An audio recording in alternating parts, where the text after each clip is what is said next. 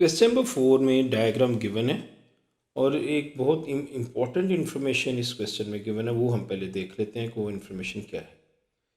In the diagram triangle A B C is equilateral triangle. इस question को मैं थोड़ा सा जूम कर लूँ ताकि हमें क्वेश्चन की जो है पिक्चर वो अच्छे तरीके से ज़रा मिल जाए। So it's equilateral triangle. अब यहाँ पे क्वेश्चन में भी लिखा है और ये जो लाइंस आपको बी सी ए बी और इसी के ऊपर जो ये स्मॉल लाइंस नज़र आ रही हैं, ये भी ये शो कर रही हैं कि ये ट्राइंगल, ये साइड्स आपस में इक्वल हैं। It's a equilateral triangle. तो इक्विलेटरल ट्राइंगल सब एंगल इक्वल होते हैं। All these angles are equal and it is 60 degree 60 degree 60 degree. क्योंकि sum of interior angle of a triangle is 180, उसको 3 से डिवाइड किया क्योंकि 3 साइड्स हैं, 3 एंगल्स हैं, तो हमने 3 से डिवाइड किया तो हर एंगल 60 डिग्री का हमें मिल गया।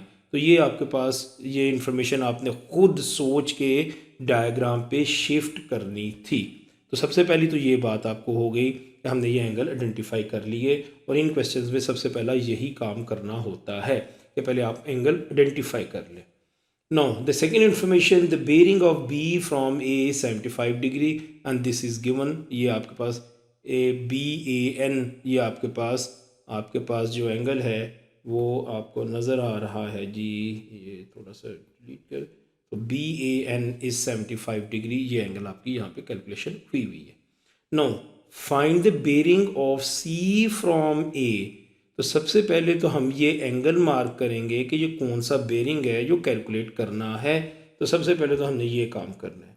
इस काम को करने के लिए फ्रॉम ए का मतलब है कि ए के ऊपर नॉर्थ मार्क करें और लाइन ए सी तक लेके आएँ।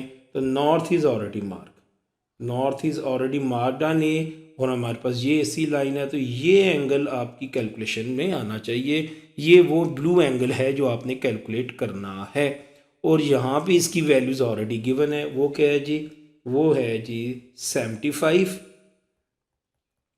Plus 60 degree and it is equal to 135 degree.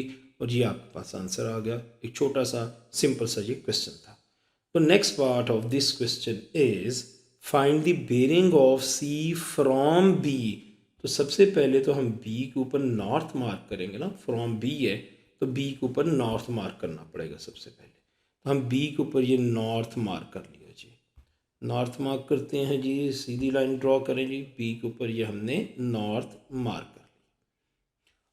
C from B, north से क्लॉकवाइज लेके हमने सी बी लाइन तक आना है। तो ये नॉर्थ से हम क्लॉकवाइज मूव करेंगे और ये सी बी लाइन तक आएंगे। तो ये एंगल ये सी बी लाइन तक आ गया।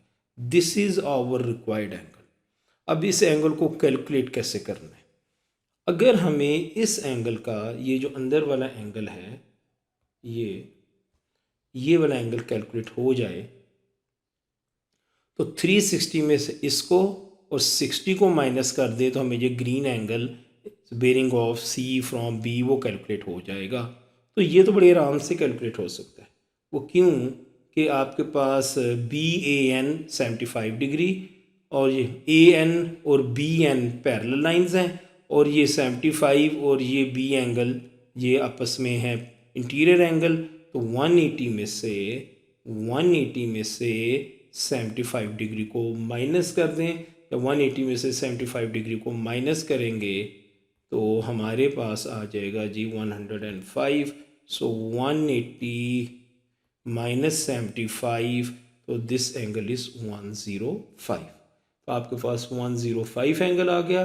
अब हम ये जो ग्रीन एंगल है, ये जो bearing of C from B, ये वाला एंगल हम कैलकुलेट कर सकते हैं। वो कैसे? 360 degree minus this 60 degree minus this 105। तो इनको आप माइनस करें। So your answer is 195 degree और ये आप यहाँ पे लिख लीजिए 195 डिग्री। आई होप कि this question is well explain to you. और आप इस वर्कशीट को डाउनलोड भी कर लीजिएगा और डाउनलोड करके आप इसको सॉल्व भी कर सकते हैं।